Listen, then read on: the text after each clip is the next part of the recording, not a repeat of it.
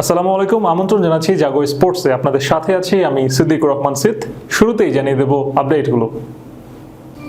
Pakistan series দিয়ে শেষ হাতুড়ু অধ্যায়, বাংলাদেশের নতুন হেড কোচ সালাউদ্দিন। ইমরান খানের মুক্তির দাবিতে বাংলাদেশের মতো পাকিস্তানে গণ অভ্যুত্থান, ইন্টারনেট বন্ধ, বিপদে মুশফিক, শান্ত, লিটনরা। আইসিসিকে বাবরের শত্রু বলছেন পাকিস্তানি ক্রিকেটার।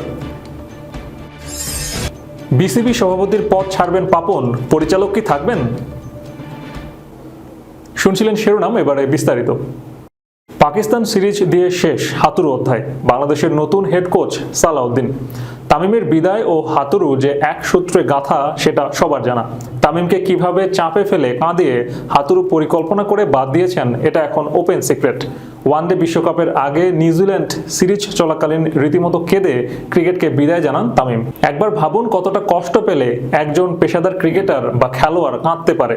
তারপর ওয়ানডে বিশ্বকাপে তামিমের ফেরার কথা থাকলেও তিনি তখন আর ফেরেননি এই হাতুড়ুর চামচামির কারণে। তিনি বিসিবিকে এমন একটা পর্যায়ে নিয়ে গিয়েছিলেন যেখানে সবাইকে কন্ট্রোল করছিলেন, কিন্তু তার সব দালালি এখন শেষ। কেননা দেশে চলে আসছে পালা বদলের হাওয়া, যে হাওয়া লেগেছে বিসিবিতেও। যে কোনো সময় বরখাস্ত হতে পারেন তিনি, এমনটাই শোনা যাচ্ছে চারদিকে। জানা গেছে পাকিস্তানের বিপক্ষে 2 ম্যাচের টেস্ট সিরিজ দিয়ে শেষ হচ্ছে বাংলাদেশে হাতুড়ুর অধ্যায়। সকল সিদ্ধান্ত নেওয়া শেষ, শুধু ঘোষণা আসার পালা। এখন সবার মনে একটাই প্রশ্ন, বাংলাদেশের নতুন কোচ হচ্ছেন কে? উত্তর হলো বাংলাদেশের জনপ্রিয় কোচ সালাউদ্দিন। বিসিবির পক্ষ থেকে সালাউদ্দিনকে অনুরোধ করা হবে বাংলাদেশের হেড কোচের দায়িত্ব নিতে।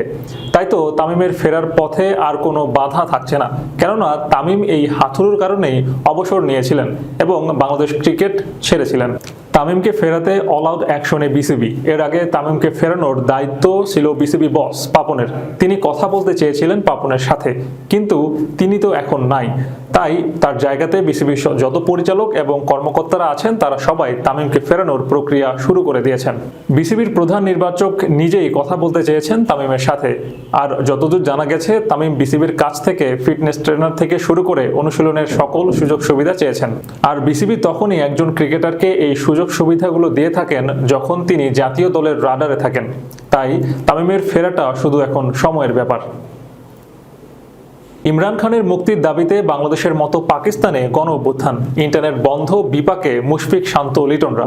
সম্প্রতি ছাত্র জনতার গণ অভ্যুত্থানে সরকার পতন হয়েছে বাংলাদেশে।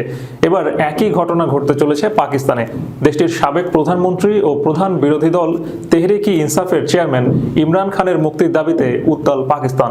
গণ অভ্যুত্থানের মুখে ইন্টারনেট বন্ধ করে দিয়েছে পাকিস্তান। কোথাও ইন্টারনেট ধীরগতি, আবার কোথাও ইন্টারনেট বন্ধ রয়েছে। ইন্টারনেট সরবরাহকারীরা বলছেন সরকারের কড়াকড়ি নজরদারির কারণে এই পরিস্থিতির সৃষ্টি হয়েছে। যদিও এখন পর্যন্ত এই বিষয়ে কোনো মন্তব্য করেনি দেশটির শীর্ষ সাইবার নিয়ন্ত্রক সংস্থা পাকিস্তান টেলিকমিউনিকেশনস অথরিটি পিটিএ। এদিকে 2 ম্যাচের টেস্ট সিরিজ খেলতে বাংলাদেশ জাতীয় ক্রিকেট দল পাকিস্তানে অবস্থান করছেন। একইভাবে বাংলাদেশ এ দলও অবস্থান করছে পাকিস্তানে। মোবাইল, ইন্টারনেট সহ সামাজিক যোগাযোগ মাধ্যম বন্ধ করে দেয় বিপাকে পড়েছে সফরে থাকা বাংলাদেশ জাতীয় ক্রিকেট দল। পাকিস্তানে অবস্থানরত ক্রিকেটারদের সঙ্গে যোগাযোগ করতে না পারায় তাদের পরিবার বাংলাদেশ ক্রিকেট বোর্ডের শরণাপন্ন হয়েছেন। বিসিবি সংশ্লিষ্ট কর্মকর্তারা ফোন করে পাকিস্তানের অবস্থা জানতে চাইছেন তারা। বিসিবির একটি সূত্র দেশের একটি অনলাইন সংবাদ মাধ্যমকে জানিয়েছে, কয়েকজন ক্রিকেটারের পরিবার আমাদের সঙ্গে যোগাযোগ করেছেন। আমাদের দল নিরাপদে আছে, আপাতত স্থানীয় নম্বর দিয়ে যোগাযোগের ব্যবস্থা করা হচ্ছে। কেউ কেউ ভিপিএন দিয়েও চেষ্টা করছেন। আপাতত শঙ্কার কিছুই নেই। ওয়ানডে না খেলেও আইসিসি র্যাঙ্কিং এর শীর্ষ ব্যাটার বাবর আজম। পাকিস্তানের সাদা বলের ক্রিকেটার অধিনায়ক বাবরের কাছে এর চেয়ে খুশির খবর আর কি হতে পারে। তবে পাকিস্তানের সাবেক ক্রিকেটার বাসিদ আলী জিনিসটার মধ্যে ষড়যন্ত্র খুঁজে পেয়েছেন। আইসিসির সর্বশেষ র্যাঙ্কিং হালনাগাদ করেছে চলতি সপ্তাহের বুধবার। সেখানে দেখা গেছে 824 রেটিং পয়েন্ট নিয়ে ওয়ানডে র্যাঙ্কিং এর শীর্ষ ব্যাটার বাবর। অথচ পাকিস্তানি তারকা ব্যাটার ওয়ানডেতে সর্বশেষ খেলেছেন গত বছরের নভেম্বরে ওয়ানডে বিশ্বকাপে। আইসিসির র্যাঙ্কিং দেখে রীতিমতো তাজ্জব বনে গেছেন বাসিদ। নিজের ইউটিউব চ্যানেলে গতকাল পাকিস্তানের সাবেক ক্রিকেটার বলেন, আইসিসি হচ্ছে বাবরের শত্রু। বাবরকে জিজ্ঞাসা করলে সেও এখন ওয়ানডেতে 1 নম্বর হিসেবে অন্য কারো নাম বলবে। সেখানে বিরাট কোহলি অথবা ট্রাভিস হেডের নাম থাকবে, নিজের নাম কখনোই বলবে না। বাবর যেন পারফর্ম না করে সেটাই আইসিসি চাইছে বলে তার ধারণা। সে ওয়ানডেতে 1 নম্বর হয়ে খুশি থাকুক। বাবরের পর 665 পয়েন্ট নিয়ে ওয়ানডে র্যাঙ্কিংয়ের 2-এ আছেন রোহিত শর্মা। রোহিতের পর 3-এ ও 4-এ শুভমান গিল ও বিরাট কোহলি। যেখানে সম্প্রতি শ্রীলঙ্কার বিপক্ষে ওয়ানডে সিরিজে রোহিত দুর্দান্ত খেললেও কোহলি ও গিল নিজেদের মেলে ধরতে পারেননি। আইসিসি র্যাঙ্কিংয়ে বাসিদের কাছে মনে হচ্ছে কৌতুকপূর্ণ। পাকিস্তানের সাবেক ক্রিকেটার বলেন, যখন আমি আইসিসির ওয়ানডে ব্যাটারদের র্যাঙ্কিং দেখলাম, বাবর আজম আছে শীর্ষে, 2-এ আছে রোহিত শর্মা, 3-এ শুভমান গিল এবং এরপরে 4-এ বিরাট কোহলি। পরের নামগুলো পড়ার ইচ্ছা হয়নি আমার, কারণ ট্রাভিস হেড ও রচিন রবীন্দ্রকে সেখানে দেখা যায়নি। বাবর আজম ও শুভমান গিল কিভাবে এখানে আসে? বাসিদের কথা মতো অবশ্য আইসিসি র্যাঙ্কিং কাজ করে না। মূলত এটা যে কোনো ক্রিকেটারের সমন্বিত পারফরমেন্সের উপর ভিত্তি করে তৈরি করা হয়। তার মানে পূর্বের পারফরমেন্সের চেয়ে উন্নতি নাকি অবনতি হচ্ছে সেটা অনুযায়ী রেটিং পয়েন্ট দিয়ে সেই ক্রিকেটারের র্যাঙ্কিং স্থান নির্ধারিত হয়। রাজনৈতিক পট পরিবর্তনের পর থেকেই আলোচনায় বিসিবি সভাপতি নাজমুল হাসান পাপন। বাংলাদেশ আওয়ামী লীগের কয়েকবারের সংসদ সদস্য ও সদ্য পদত্যাগ করা প্রধানমন্ত্রী শেখ হাসিনার অত্যন্ত আস্থাভাজন ছিলেন পাপন। তাই বর্তমান প্রেক্ষাপটে তার বোর্ড সভাপতির দায়িত্ব পালন করা এক প্রকার অসম্ভবই। উদ্ভূত পরিস্থিতিতে পাপন বিসিবির সভাপতি পদ থেকে সরে যাওয়ার ইচ্ছা প্রকাশ করেছেন এক বোর্ড পরিচালকের কাছে। বিসিবি সভাপতির পদ ছাড়তে চাইলেও পরিচালক পদও ছাড়বেন কিনা এটা এখনো স্পষ্ট নয়। শুধু সভাপতি পদ থেকে পদত্যাগ করলে পাপন ক্রিকেট বোর্ডের পরিচালক পদে থাকবেন। বাংলাদেশ ফুটবল ফেডারেশনে সভাপতি পদে সরাসরি নির্বাচন হয়। ক্রিকেট বোর্ডে অবশ্য নিয়ম একটু ভিন্ন। প্রথমে বিভিন্ন ক্যাটাগরিতে পরিচালক নির্বাচিত হয়, এরপর পরিচালকদের মধ্য থেকে সভাপতি। গত 3 মেয়াদে নাজমুল হাসান পাপন বিনা প্রতিদ্বন্দ্বিতায় সভাপতি নির্বাচিত হয়েছেন।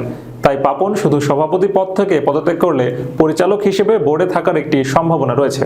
বিসিবি সভাপতির পদ ছাড়তে চাইলেও পরিচালক পদে থাকবেন কিনা এটা এখনো স্পষ্ট নয়। শুধু সভাপতি পদ থেকে পদত্যাগ করলে পাপন ক্রিকেট বোর্ডের পরিচালক পদে থাকবেন। গত 1 যুগে পাপন বাংলাদেশ ক্রিকেট বোর্ড শাসন করেছেন। পাপনের আস্থাভাজন হওয়ায় পরিচালক ইসমাইল হায়দার মল্লিক বোর্ডের নির্বাচন ও কলকাঠি নেড়েছেন। এদের মাধ্যমে ক্রিকেট বোর্ডের সুবিধাপ্রাপ্ত রয়েছেন অনেকে। তাই পাপনকে একেবারে ক্রিকেট বোর্ডের বাইরে পক্ষে নন একটি গ্রুপ। জেলা, ক্লাব ও বিভিন্ন ক্যাটাগরির কাউন্সিলে এখনো মল্লিক পাপনের অনুগত। আগামী বছর ক্রিকেট বোর্ডের নির্বাচনে এটা তাদের অন্যতম শক্তি। পদত্যাগের সঙ্গে সামনে নির্বাচন সমীকরণ ও মেরুকরণও রয়েছে। অন্য সকল ফেডারেশনের মতো বাংলাদেশ ক্রিকেট বোর্ডের সভাপতিও সরকার মনোনীত ছিল। বাংলাদেশের কোনো এমপি বা মন্ত্রী ক্রিকেট বোর্ডের সভাপতি হয়ে আসছিলেন 80-90-এর দশক থেকে। 2012 সালে সেই ধারাবাহিকতায় পাপনের আগমন। 2013 সাল থেকে তিনি অবশ্য নির্বাচিত সভাপতি। ফুটবল ফেডারেশন বাদে অন্য সকল ফেডারেশনে জাতীয় ক্রীড়া পরিষদ নির্বাচনী কমিটিতে সরাসরি 2 জনকে অন্তর্ভুক্ত করার এখতিয়ার রয়েছে। অন্য ফেডারেশনে নির্বাচনের পর এনএসসি সাধারণত এটা করে থাকে, আবার অনেক সময় এই পদে শূন্যই থাকে। ক্রিকেট বোর্ড অবশ্য নিজেদের স্বার্থে একটু ভিন্নতা করেছে। নির্বাচনের সময় জাতীয় ক্রীড়া পরিষদের পরিচালক মনোনয়ন নেয় তারা। মনোনীতদের মনোনয়নপত্র ক্রয়, জমা কিছুই করতে না হলেও তাদের নির্বাচিত মর্যাদা দেয় ক্রিকেট বোর্ড। শেষ করার পূর্বে সংবাদ শিরোনামগুলো জানিয়ে দেব আরও একবার। পাকিস্তান সিরিজ দিয়ে শেষ হাতুড়ু অধ্যায় বাংলাদেশের নতুন হেড কোচ সালাউদ্দিন। ইমরান খানের মুক্তির দাবিতে বাংলাদেশের মতো পাকিস্তানে গণ অভ্যুত্থান, ইন্টারনেট বন্ধ, বিপদে মুশফিক, শান্ত, লিটনরা। আইসিসিকে বাবরের শত্রু বলছেন পাকিস্তানি ক্রিকেটার।